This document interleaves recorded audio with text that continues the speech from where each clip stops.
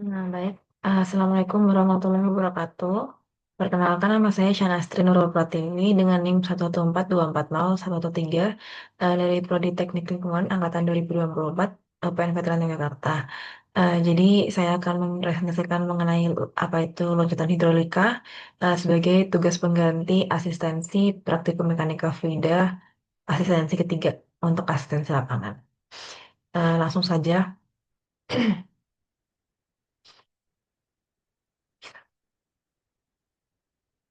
Ya, jadi apa itu loncatan hidrolika? Jadi loncatan hidrolika itu aliran superkritis yang bisa terjadi setelah air melimpah dari bagian yang lebih tinggi di hulu. Saat aliran cepat masuk ke area dengan aliran lebih lambat, permukaan air langsung naik. Kecepatan air yang lebih tinggi tiba-tiba melambat dan membuat muka air menjadi lebih tinggi. Sebagian energi gerak berubah menjadi energi potensial dan sebagian hilang karena turbulensi. Perubahan mendadak ini membentuk gelombang atau tonjolan air. Saya kutip dari Gupta et al. 2013 dalam Nasai et al. 2022. Kemudian loncatan tersebut dapat menimbulkan pusaran atau vortex yang menciptakan gerusan atau scoring lokal pada bagian dasar dan hilir bangunan tanpa perlindungan. Hal ini dapat terjadi karena energi yang dihasilkan oleh aliran air dari hulu cukup besar. Oleh karena itu, energi tersebut harus didisipasi hingga mencapai kondisi normal kembali untuk mengurangi potensi erosi di tepi dan dasar sungai sebagai hilir dari bendungan. Sehingga aliran yang terkendali sehingga aliran yang kembali ke sungai tersebut tidak merusak kestabilan alur. Kemudian berikut contoh dari model loncatan hidrolika yang saya ambil dari Yulianto 2023, di mana loncatan hidrolik itu berperan penting dalam bidang teknik dan lingkungan, seperti pada pelimpah bendungan, bangunan air, dan instalasi pengolahan. Fenomena ini banyak diteliti untuk memahami karakteristiknya dan meningkatkan fungsinya dalam pengendalian banjir serta pencegahan erosi. Perilaku loncatan hidrolik dipengaruhi oleh kecepatan aliran, bentuk saluran, dan sifat fluida. Kemudian loncatan hidrolik adalah keadaan ketika aliran berubah dari subkritis menjadi superkritis dan dalam jarak tertentu kembali berubah menjadi kondisi subkritis. Perubahan inilah yang menyebabkan terbentuknya loncatan air.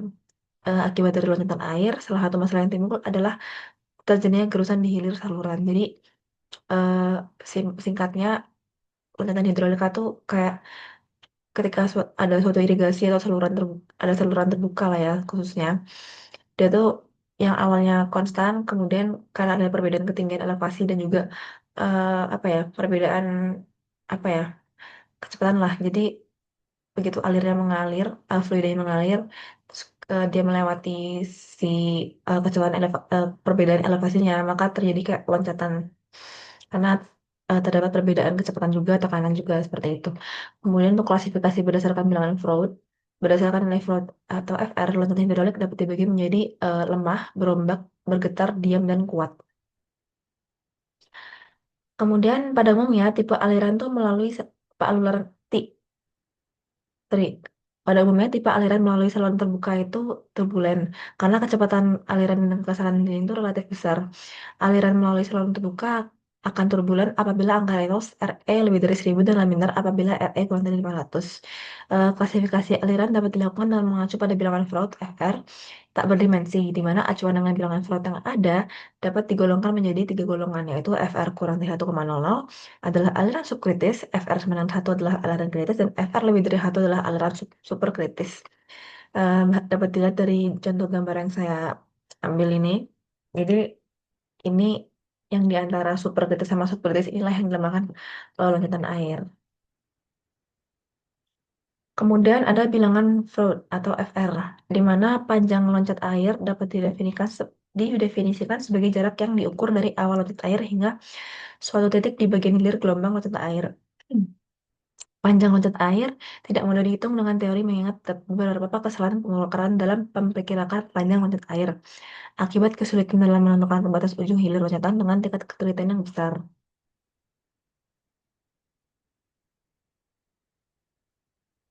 Kemudian berikut beberapa rumus ya untuk apa namanya loncatan hidrolika. di mana debit yang mengalir dalam sebuah aliran dinyatakan dalam Q sama dengan A kali V, di mana nilai energi spesifik pada sebuah saluran dinyatakan dalam E sama dengan V kuadrat per 2G plus Y, sedangkan kecepatan awal saat air akan meluncur dinyatakan dalam V1 sama dengan akar 2G dikali setengah H1 tambah Z. Sedangkan kondisi aliran saat air akan meloncat dinyatakan dalam bilangan Freud sebagai berikut, di mana FR sama dengan V per akar G kali H. Dan bilangan Freud ini menurut beberapa ahli, saya menemukannya ya, itu dinyatakan dalam beberapa persamaan di mana oleh Biro Reklamasi Amerika Serikat atau OSP dan Raja Ratman, itu bilangan Freud dinyatakan dalam sebagai berikut, di mana LJ adalah panjang loncat air, JJ adalah konstanta yang bervariasi antara 5 sampai 7, Y2 adalah kedalaman air di hulu loncat air, dan Y2 adalah kedalaman air di hili loncat air. Sedangkan menurut Sylvester tahun 1964 dalam Rizal, merumuskan kalau LJ itu adalah panjang loncat air di mana ada menggunakan perbandingan Y1 dan juga persamaan menggunakan chi-square.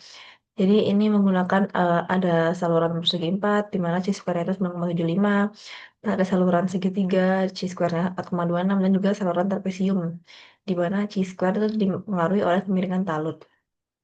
Kemudian menurut Wieski, bilangan Freud itu dirumuskan sebagai berikut, di mana LJ itu dinyatakan sebagai panjang loncat air, IH itu adalah kedalaman air di hulu loncat air, Y2 adalah kedalaman air di hilir loncat air, dan CJ adalah nilai konstanta di mana CJ itu adalah 8.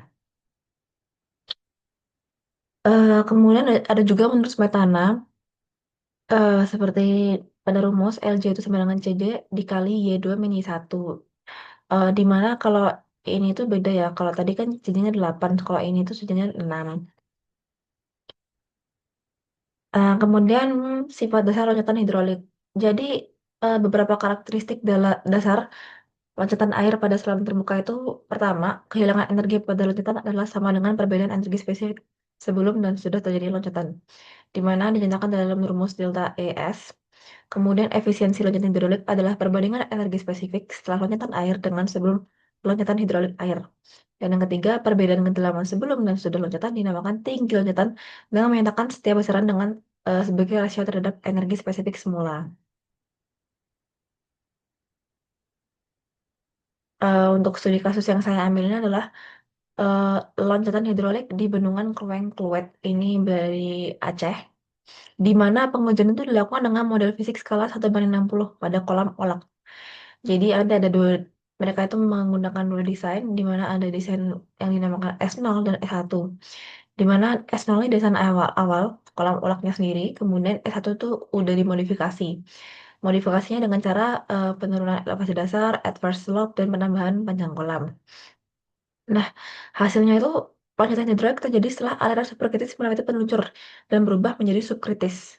Di mana model EH itu ternyata lebih efektif karena pertama dia memperpendek panjang loncatan hingga 20-40%. Kemudian dia menjaga lokasi loncatan tetap dalam kolam. Jadi dia eh, loncatannya itu nggak keluar dari kolam. Yang ketiga adalah mengurangi resiko kerusakan di hilir. Yang keempat adalah efisiensi disipasi energi meningkat dengan nilai delta E per Y1 mencapai 42,6. Jadi kesimpulan dari studi kasus ini adalah modifikasi kolak-kolak itu berhasil menstabilkan loncatan dengan dia itu mereduksi energi aliran atau meningkatkan disipasi energi dan mengurangi resiko erosi di bagian hilir. Jadi kan kalau misalnya loncatan hidrolik itu dia tuh sebenarnya berpotensi juga untuk menyebabkan erosi di hilir, erosi akibat adanya si loncatan tersebut. Jadi lama-lama eh, bagian dasar dari tempat dia loncatan itu sebenarnya berpengaruh. Makanya loncatan hidrolik ini sebenarnya berpengaruh juga, berguna dalam teknik lingkungan, sehingga kita bisa mengetahui nih dalam beberapa elevasi saluran itu seperti apa sih kalau misalnya nanti debit aliran tuh segini, apakah akan menimbulkan erosi dalam jangka berapa lama, kemudian untuk pengaliran air ke hitungan seperti apa gitu. Kemudian ini daftar pustaka yang saya ambil, saya mengambil 5 jurnal, di mana studi kasus itu saya ambil dari jurnal kedua oleh Nasai dan kawan-kawan dengan judul Kajian Panjang Loncatan Hidrolik pada Model Fisik Kolam Olak Bendungan Krueng Klot, Kabupaten Aceh Selatan. Sekian dari presentasi saya. Kurang lebihnya mohon maaf. Assalamualaikum warahmatullahi wabarakatuh. Terima kasih.